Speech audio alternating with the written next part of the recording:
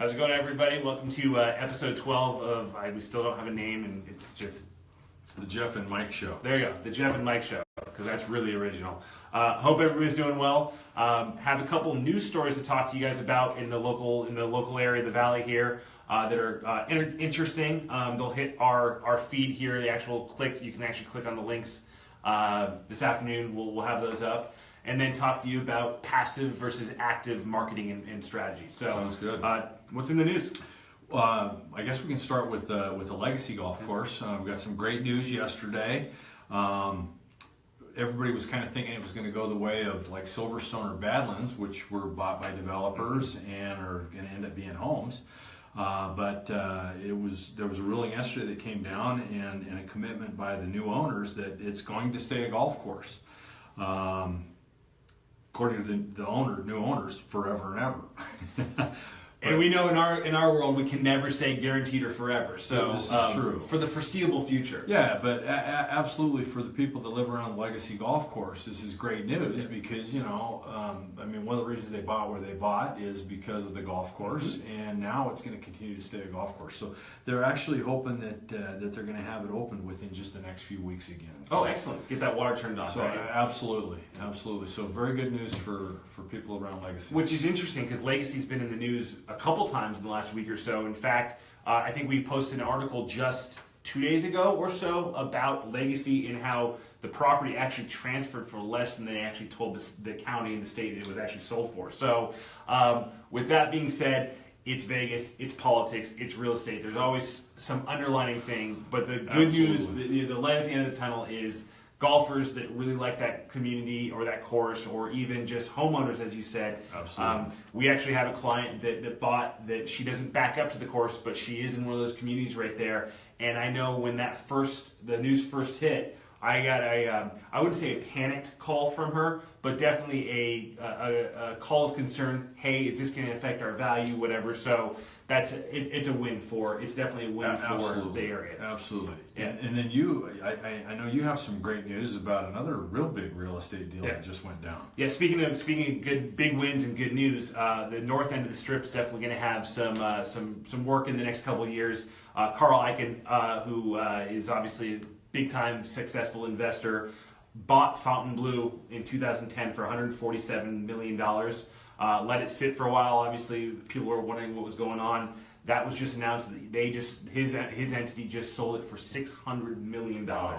So nobody's going to spend $600 million on a property that they're not planning on fixing up and getting going. What does that mean? It means jobs. It means new development. It means just an enriching of that north end of the strip near where the SLS is. And I saw on the news last night they were saying they were expecting $1 to $2 billion will be spent to bring that up and get it open. So, right. Like you say, jobs. Absolutely. So, well, that's excellent. So that's kind of in the news, but we wanted to spend most of this time on the teaching aspect of it, if you will, of talking about. You'll hear us talk a lot in our either when we're talking to you about selling your home, or even if you're looking to buy a home, passive versus active marketing and just representation strategies. So when it comes to buyers, because you are a buyer specialist, what would you define as somebody who's an agent who's just kind of passively helping somebody? Well, let's just kind of define passive versus active. Passive marketing would be, placing an ad and hoping you get calls. Okay. Putting something out there and hoping people react to it. Whereas active marketing is when you're actively out there trying to find buyers, sellers, and trying to find properties, and for buyers in particular, trying to specifically find properties for them actively. So there's several different ways to do that. The three main things that we do to actively market for buyers is we'll go out and door knock or direct mail to neighborhoods that our buyers want to live in. I know I've done it, and I know you've done it too. Yeah, absolutely. Yeah. A lot of the buyers that come to us have a very specific idea of where they want to live, who they want to live by, what school zone they want to live in, whatever, and it's pretty easy for us to carve that out and say, okay, we are going to actively go in and try to find people that are interested in selling their homes in these areas. Right.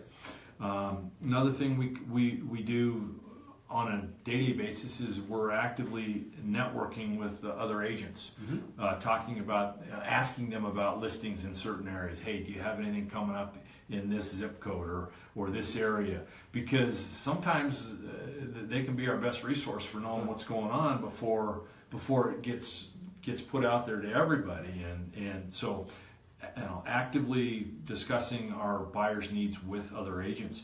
A third way that we actively market for our buyers is our targeted direct marketing through social media.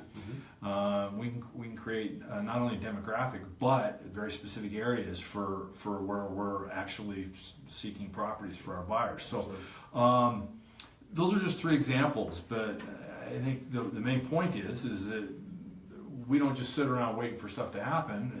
When we've got a buyer with a need, we're trying with all of our tools to go out there and find that home for them. So, on the seller side, how about talking about what we do to actively market there? You mean more than just throw it on the MLS and hope it sells? Yeah, isn't that really the main thing?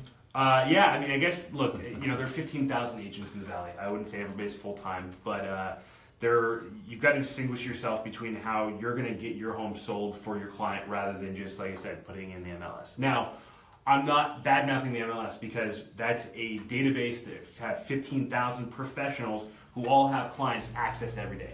So no matter what, that's still the #1 resource. But that's not the only resource here, right? We have a huge presence on Zillow, right? Whenever we show a listing here, we have some stuff that we do to make sure that our Zillow homes and our homes that are listed on Zillow have a higher rating and higher reach than everybody else. Now, that's that secret sauce that we're not going to talk about here, but our listings always have significantly higher views. And again, what we're looking here for is eyeballs, right?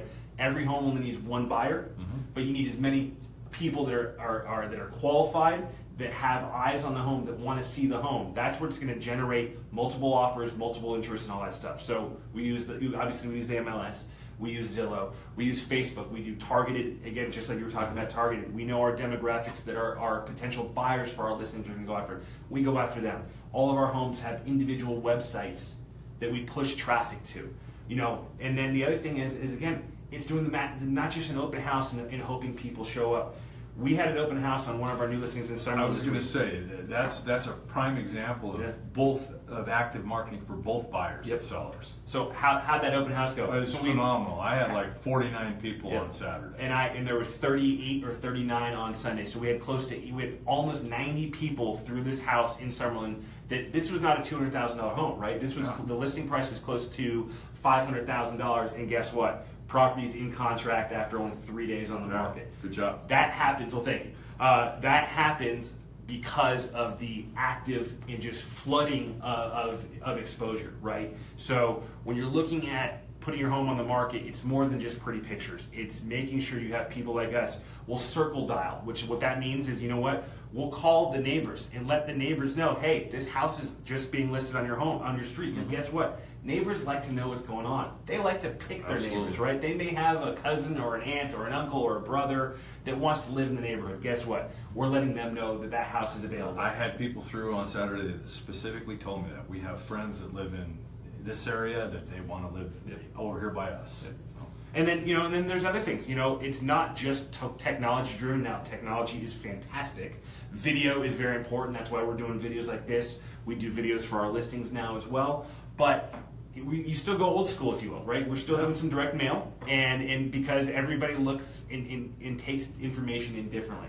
So it's not just one thing. It's putting all of those pieces together, whether it's a $50,000 condo or a $5 million custom home. We're basically taking the exact same recipe and just putting it out to the masses because, again, it's about number of people, not anything else other than that. You're going to get buyers. The market's hot. You just need to put it in the right hands. Absolutely. Cool. So I think that's it. Do you have any other passive versus active buying strategies or anything? No, I think we've touched on some main points, and for today, I think that's probably good. Awesome. Well, thanks very much for checking this out. We'll again be back next week with some other news and some other topic we'll probably make up that morning. But other than that, thanks very much. If you have any questions, please reach out to us. Thanks. Have a good day.